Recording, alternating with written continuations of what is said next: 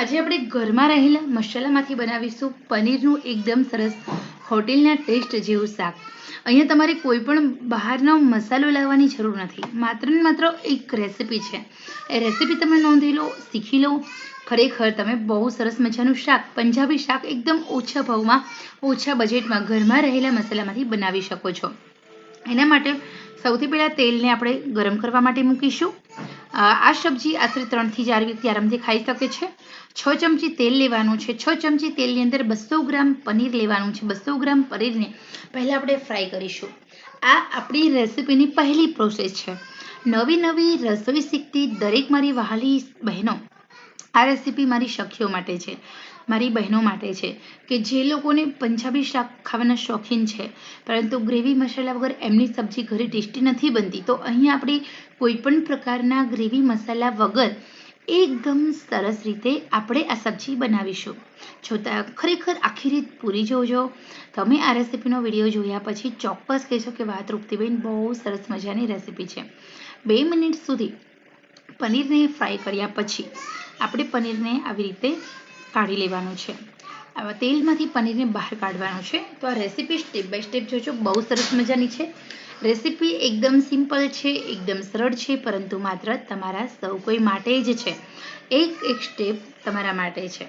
હવે આપણે આ તેલ છે એમ જ રાખવાનું છે. ગેસની આંચ થોડી હું મીડિયમ કરું છું. આપણે આ તેલની અંદર આપણે એક બીજી વસ્તુ પણ ફ્રાય કરીશું, એ છે ડુંગળી. તો અહીંયા આપણે એક ઓનિયન લેવાની છે, એને આપણે ચોરસ કટિંગ કરવાના છે આવી રીતે મોટા મોટા, અને એને આપણે 1 મિનિટ માટે, માત્ર ને માત્ર 1 મિનિટ માટે ફ્રાય કરીશું. આ સબ્જીની અંદર અથવા તો તમે કોઈ પણ પંજાબી ગ્રેવીવાળી સબ્જી બનાવો એમાં આવે તે ઓનિયન ફ્રાય કરીને એડ કરવાથી બહુ વધારે ટેસ્ટી તમારી સબ્જી બને છે અને લુક સારો આવે છે. તો અહીંયા અમે ઓનિયનને પણ સમારી લીધા છે. હજી ગ્રેવી માટે ઓનિયનની પ્યુરી તો જોશે, પરંતુ આ એક બીજી પ્રોસેસ છે. હવે આપણે ઓનિયન છે એને આપણે ફ્રાય કરી લીધા છે. એકદમ લાઇટ પિંક થાય એટલા ફ્રાય કરીશું. હવે આપણે એમાં એડ કરીશું મરચાં. તો અહીંયા આપણે જે મરચાં હોય છે, કેપ્સિકમ મરચાં નથી, પરંતુ આ ગોલ્ડન મરચાં છે. મારી પાસે કેપ્સિકમ મરચાં નથી એટલે મેં નથી એડ કરીએ. તમે ચાહો તો તમે કેપ્સિકમ મરચાં આ મરચાંને બદલે એડ કરી શકો છો. તો અહીંયા મેં આપણું પનીર છે તળેલું એ પણ સાઈડ પર રાખી દીધું છે, ઓનિયન સાઈડ પર રાખ્યા છે. આ જે બીજી પ્રોસેસ છે મરચાંને ફ્રાય કરવાની, તો અહીંયા આપણે મેં એક મરચું લીધું છે. મરચાંને આવી રીતે ચોરસ પટ્ટીમાં સમારી ફ્રાય કરી લીધું છે. 1 મિનિટ સુધી મરચાંને પણ આપણે ફ્રાય કરીશું અને કાઢી લઈશું એક બીજા વાસણમાં. તો પૂર્વ તૈયારી રૂપે આ આપણી પહેલી પ્રોસેસ છે. બધી એક જ તેલમાં તળવાનું છે. હવે આપણે જે તેલ છે એમાં જ આપણે સબ્જીની ગ્રેવી બનાવીશું. તો અહીંયા તમારે ઘરમાં રહેલી બધી વસ્તુઓમાંથી જ ગ્રેવી બનાવવાની છે. સૌથી પહેલાં રાઈથી વઘાર કરીશ. રાઈ પછી જીરાનો વઘાર આવશે. એ જીરાના સંતળાઈ જાય એટલે આપણે થોડી હિંગ એડ કરીશું અને એ પછી થોડું ફ્રાય કરીશું. થોડી હિંગ એડ કરીશું. એ પછી આપણે ઓનિયનની જે હિંગ એડ કર્યા પછી મેં અહીંયા ડુંગળીની પેસ્ટ બનાવી દીધી છે. 2 ડુંગળી લીધી છે. 2 ડુંગળીની મિક્સરમાં એકદમ ફાઇન પેસ્ટ બનાવી લીધી છે. અહીંયા ડુંગળીની વ્હાઈટ પેસ્ટ રેડી છે. આ વ્હાઈટ પેસ્ટને મીડિયમ આંચે 3 મિનિટ સુધી સાંતળવાની છે. જ્યાં સુધી આપણી આ વ્હાઈટ પેસ્ટ છે તે પિંક ન થાય, ગોલ્ડન બ્રાઉન ન થાય ત્યાં સુધી સાંતળીશું. ખરેખર આ પ્રોસેસ બહુ સરસ મજાની છે. ડુંગળીમાં રહેલો પાણીનો ભાગ બાળવાની આ પ્રોસેસ છે, જેના કારણે બહુ સરસ તમારું શાક બને છે.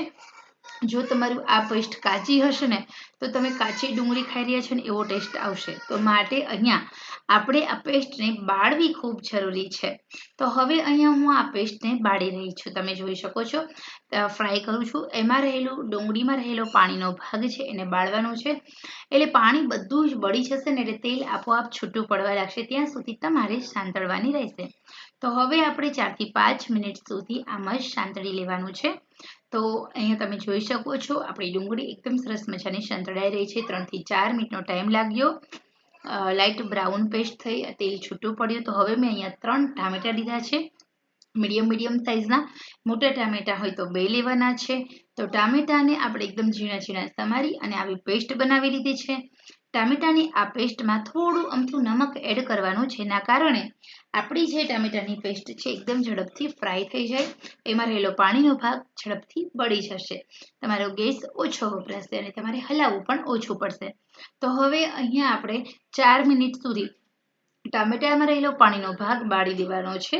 તો અહીંયા તમે જોઈ શકો છો હજી તેલ છૂટું પડી રહ્યું નથી, પરંતુ ટામેટામાં રહેલો પાણીનો ભાગ બળી જશે એટલે આપોઆપ તેલ છૂટું પડશે. તો 4 મિનિટ સુધી આપણે આ ટામેટાની પેસ્ટને ચડવા દેવાનું છે. હજી આમાં પાણીનો ભાગ છે, તમને જોઈ શકો છો પાણી બધું છૂટું પડી રહ્યું છે. ધીરે ધીરે ટામેટાની પેસ્ટનો કલર થોડો ડાર્ક થશે અને એમાં રહેલો પાણીનો ભાગ બળી જશે અને તેલ પ્રોપર રીતે બધું છૂટું પડવા લાગે છે. તો અહીંયા ખરેખર તમને સમજાઈ ગયું ને કે આપણે કઈ પ્રોસેસ કરવાના છીએ તે. તો હવે અહીંયા સૌથી પહેલા આપણે કશું જ કરીશું નહીં, આપણે આ પ્રોસેસ છે અને આમ થોડી વાર આ જ રહેવા દેવાની છે. મસાલા બધા કેવી રીતે ઉમેરવાના છે, આપણા ઘરમાં મસાલાનો ઉપયોગ કરવાનો છે. અહીંયા મેં સાબુત મસાલા એટલે કે તજ, લવિંગ, બાદિયાનો પણ ઉપયોગ નથી કર્યો, છતાં પણ આ શાક બનશે ખૂબ ટેસ્ટી, ખૂબ સ્વાદિષ્ટ અને મજેદાર. તો એના માટે અહીંયા સરસ મજાની આપણી પેસ્ટને સાંતળી લઈએ. ધીરે ધીરે આપણી પેસ્ટમાંથી તેલ છૂટું પડી રહ્યું છે, પાણીનો ભાગ બળી રહ્યો છે. હવે આપણે થોડું હલાવીશું અને પછી આપણે કરીશું સરસ મજાનો આપણા ટેસ્ટી સ્વાદિષ્ટ એવા મસાલાનો વઘાર. તો મિત્રો અહીંયા આપણે મસાલા એડ કરવા માટે હજી આપણે થોડી વાર લાગશે. 2 મિનિટ સુધી આમાં છું સાંતળવા દઉં છું. હજી અમે થોડો પાણીનો ભાગ છે એ બળવા દઈએ. એકદમ પ્રોપર રીતે તેલ છૂટું થાય ત્યારે જ આપણે એમાં મસાલા ઉમેરવાના છે. મસાલા આપણે પહેલાં એડ કરવાના બિલકુલ નથી. તો અહીંયા આ જે પ્રોસેસ છે, ધીમે ધીમે શાંતિથી ડુંગળી અને ટામેટાની ગ્રેવી સાંતળવાની, એ પ્રોસેસ પૂરી થાય એ પછી જ આપણે એમાં મસાલા કરીશું. તો હવે આપણે એમાં એડ કરીશું અડધી ચમચી હળદર, સાથે સાથે મરચામાં મેં 2 ચમચી છે એમાં અડધું કાશ્મીરી મરચું છે, અડધું રેશમ પટ્ટો મરચું છે. એ ઉપરાંત હવે આપણે એની અંદર બીજી પણ વસ્તુ એડ કરવાના છે મસાલા. તો એમાં નમક ટેસ્ટ અકોર્ડિંગ એડ કરવાનું છે. નમક એડ કરી દઈએ. થોડું લાલ મરચું પણ એડ કરું છું, મને થોડું ઓછું તીખું લાગે છે એટલે. તો તમને ટેસ્ટ અકોર્ડિંગ હવે આપણે જે મેગી મેજિક મસાલો છે એનો ઉપયોગ કરીશું અહીંયા. એનાથી બહુ સરસ મજાનું ટેસ્ટ આવશે. ઓશિટ યાર, લાઇટ ગઈ છે મારા ઘરે. તો હવે આપણે મોબાઈલની લાઇટથી રેકોર્ડિંગ ચાલુ રાખવાનું છે. લાઇટ આવીને વેઇટ નથી કરવાની. તો તમે પ્લીઝ, તમને કદાચ થોડું ડાર્ક દેખાય તો તમે 7 સકાર ચોક્કસ આપશો. નમક એડ કર્યું, મેગી મેજિક મસાલો એડ કર્યો, ધાણા જીરો એડ કર્યું, સાથે સાથે હળદર અને લાલ મરચું ઉમેરી દીધું છે અને એ પછી આપણે હલાવી લઈશું. તો આ બધા જ મસાલાને 1 મિનિટ સુધી સાંતળી લેવાના છે. તેલ છૂટું પડશે ત્યાં સુધી આપણે હલાવીશું.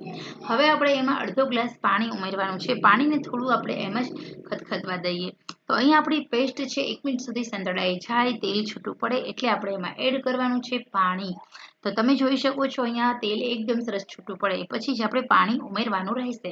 હવે આપણે આ પાણીને પણ થોડું ઉકળવા દેવાનું છે. પાણી થોડું ગરમ થાય એ પછી જ આપણે એમાં પનીર એડ કરવાનું છે. પનીર આપણે લાસ્ટમાં એડ કરીશું. પનીરને પહેલાં તળવાનું એટલા માટે છે પનીર છૂટું ન પડે, અથવા તો પનીર છે ને એ આ મસાલા સાથે એકદમ સેટ થઈ જાય. અને જે રીતે તમે હોટલમાં એકદમ સોફ્ટ પનીર ખાઓ છો એ જ રીતે તમારું પનીર પણ એકદમ સોફ્ટ રહે. તો પનીર એડ કરતા પહેલા આપણે એડ કરીશું આપણી સાંતળેલી ઓનિયન અને સાથે સાથે સાંતળેલા મરચાં. આ 2 વસ્તુ ફરજિયાત એડ કરવાની છે. અહીંયા તમે ટમેટાની ઊભી પટ્ટીમાં સાંતળીને એડ કરી શકો છો. જેવી રીતે તમે જો પંજાબી સબ્જી જે વેજ હાંડી તમે ખાઈ રહ્યા હોય તો એમાં તમે જો સબ્જી બધી હોય છે, તો બસ એ સબ્જી આ જ રીતે એડ કરતા હોય છે. સબ્જીને પહેલાં ફ્રાય કરવાની છે અને પછી ગ્રેવી પ્રોપર રીતે સંતળાઈ જાય, મસાલો થઈ જાય એ પછી જ બધી વસ્તુ એડ કરવાની રહેશે. હવે આપણે એમાં મોળું અડધી વાટકી દહીં એડ કર્યું છે. દહીં એડ કરવાથી ટેસ્ટ બેલેન્સ થાય છે. એકદમ મોળું હોવું જોઈએ, દહીં બિલકુલ ખાટું હોવું જોઈએ નહીં. તો અહીંયા હવે આપણે એડ કર્યું છે સરસ મજાનું દહીં. તો દહીં ઉમેર્યા પછી દહીંને પણ થોડું આપણે સાંતળવા દેવાનું છે. ગેસની આંચ મીડિયમ રાખવાની છે, જેના કારણે આપણું દહીં છે બિલકુલ ફાટી ન જાય. તો અહીંયા આપણું સરસ મજાનું એકદમ ટેસ્ટી સ્વાદિષ્ટ એવું શાકની ગ્રેવી બનીને રેડી છે. હવે આપણે એમાં એડ કરવાનું છે પનીર. તો પનીર ત્યારે જ એડ કરવાનું જ્યારે આપણે તેલ છૂટું પડવા લાગે, દહીંનું પાણી બળી જાય અને ગ્રેવી છે એકદમ ચટાકેદાર બને. મને હજી થોડું લાલ મરચું ઓછું લાગી રહ્યું છે. આ શાક તીખું હોય તો વધારે સરસ લાગે છે, તો હું થોડું લાલ મરચું પણ ઉમેરીશ.